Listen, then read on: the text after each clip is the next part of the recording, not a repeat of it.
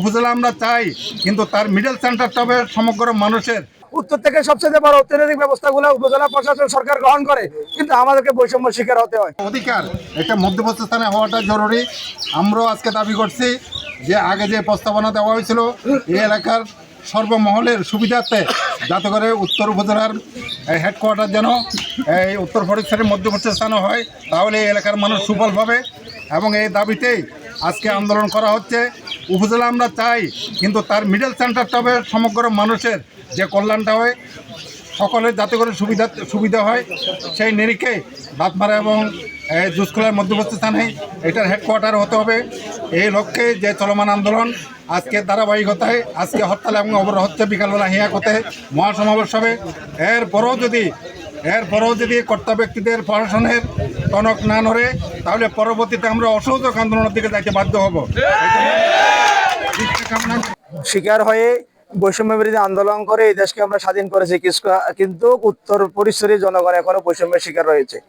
এই জন্য এই বৈষম্য মুক্ত বাংলাদেশ গড়ার লক্ষ্যে আজকে উপজেলা প্রশাসন, এমপি মহোদয়, চট্টগ্রামের মন্ত্রী মহোদয়, আমাদের প্রশাসনিক কর্মকর্তা, জেলা পরিষদ এবং আমাদের সে ঢাকার সচিবালয় এবং মাননীয় প্রধানমন্ত্রী সহ আমরা মেসেজটা পৌঁছে দিতে চাই। আমাদের উত্তর পরিসরীর জনগণ আজকে এক হয়েছে, রাস্তায় নামার জন্য বাধ্য হয়েছে। এ বাধ্য করছে কিছু কুচক্রী মহল, যারা সমাজে মানুষের গ্রহণযোগ্যতাকে এবং অধিকারকে ছিনিয়ে নিয়ে আজকে আমাদেরকে উত্তরের জনগণের অধিকারকে নিয়ে ছিনিমিনি খেলছেন। আমি তাদেরকে নিন্দা জানাই, ধিক্কার জানাই। আজকে আপনারা জানেন আমরা উত্তরে উপজেলা হবে এ আশা করে আমরা নারায়ণহাটের পাশেই দাঁতমারার পরে আমরা বিশাল একটি ভবন রেডি করেছি। সেখানেই যদি অফিস করতে হয় সেখানেই করতে হবে। আমরা এছাড়া কোনো প্রকারে আর কত অভিযোগ সেটা আমরা চাই না। ইতিমধ্যে দিন মোহাম্মদ ভাই ওনার প্রায় 22টি রুম উনি ইতিমধ্যে আমাদেরকে রেডি করে দিয়েছেন।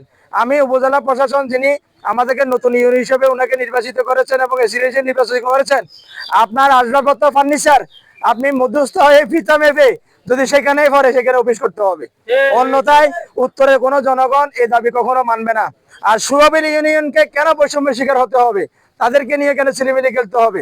আমরা কোনো প্রকার আমাদের ন্যায্য অধিকার, ন্যায্য দাবি না মানা পর্যন্ত, ফটিকছড়ি উত্তর উপজেলা ন্যায্য স্থানে না হওয়া পর্যন্ত আমরা এক চুল পরিমাণও ঘরে ঢুকবো না এবং ছাড়ও দেব না। প্রয়োজনে দরকার হলে অসহযোগ আন্দোলনের ডাক দেওয়া হবে। এখানে যারা দেখছেন রাজপথে ছুটে এসেছে, কাউকে বলতে হয় নাই, সবাই অধিকারের জন্য এসেছে। কেন ছাত্রদেরকে আপনারা ধ্বংস করছেন? কেন যুব সমাজকে ধ্বংস করছেন? কেন এলাকাকে ধ্বংস করছেন? আমাদের উত্তর থেকে সবচেয়ে বড় রেমিডেন্স গুলো আপনারা নেন, উত্তর থেকে সবচেয়ে বড় অর্থনৈতিক ব্যবস্থাগুলো উপজেলা প্রশাসন সরকার গ্রহণ করে, কিন্তু আমাদেরকে বৈষম্য শিকার হতে হয়। এই জন্য কোনো বৈষম্য শিকার আর হতে হবে না। আমরা আমাদের দাবি আদায় করে ছাড়বো ইনশাল্লাহ। টাকা পয়সার বিনিময়ে যদি আপনারা আমাদের অধিকার ছিনিয়ে নেন, আমরা রাজপথে রক্ত দিতে রাজি আছি ইনশাল্লাহ।